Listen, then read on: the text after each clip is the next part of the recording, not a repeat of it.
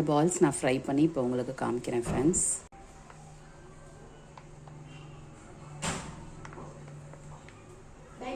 எண்ணெய் நல்லா காஞ்சோன்னு சிம்மில் வச்சுட்டு ஃப்ரை பண்ணணும்.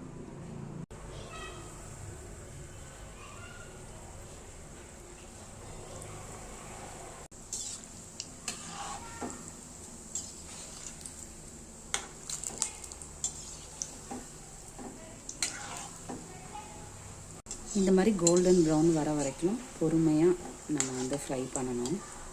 நான் மீதி பால்ஸையும் ரெடி பண்ணிவிட்டு உங்களுக்கு காமிக்கிறேன். பொட்டேட்டோ சீஸ் பால்ஸ் தெரியுதா உங்களுக்கு? மீதி பால்ஸையும் ஃப்ரை பண்ணிவிட்டு உங்களுக்கு காமிக்கிறேன்.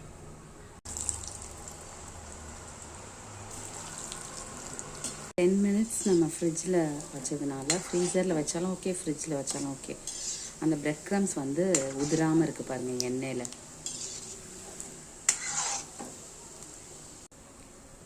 இது வந்து நான் சக்கரவள்ளி கிழங்குல செஞ்சுருக்கேன். நார்மல் உருளைக்கிழங்குலையும் செய்யலாம், சூப்பராக இருக்கும். நான் பசங்களுக்கு கொடுக்கறதுக்காக சக்கரவள்ளி கிழங்கு கொடுக்கணுமே அப்படின்றதுக்காக நான் வந்து இந்த மாதிரி ட்ரை பண்ணியிருக்கேன். இதில் வேகிறதுக்கு பார்த்தா ஒன்றுமே கிடையாது. அந்த நம்ம கோட் பண்ண மைதா மாவு மட்டும்தான் வேகணும். மற்றபடி ப்ரெட்டு ஓகே தான். நம்ம ஸ்வீட் பொட்டேட்டோவும் வந்து வேக வச்சு தான் எடுத்திருக்கோம். அதனால் 5 மினிட்ஸ் தான் ரெடி பண்ணுறதுக்கு ஆகும், ஃப்ரை பண்ணுறதுக்கு. ஸ்வீட் பொட்டேட்டோ பால்ஸ் ரெடி ஆயிடுச்சு. இது எப்படி பசங்களுக்கு சர்வ் பண்ணுறதுன்னு காமிக்கிறேன். ஸ்வீட் பொட்டேட்டோ வேக வச்சு கொடுக்கறது தான் நல்லது உடம்புக்கு.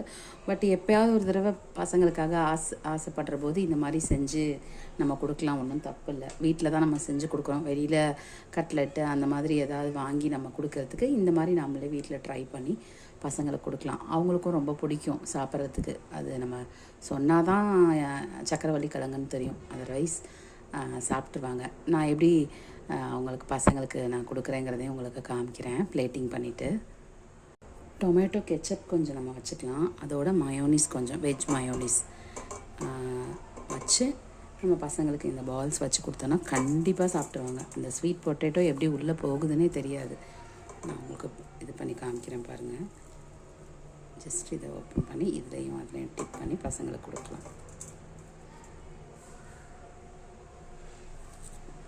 3 பீஸில் மட்டும் நான் சீஸ் வச்சுருந்தேன். அந்த பால்ஸ் எப்படி இருக்குது பாருங்கள்.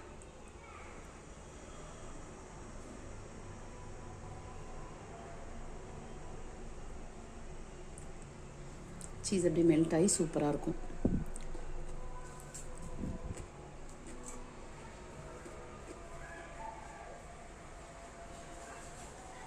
Cheese potato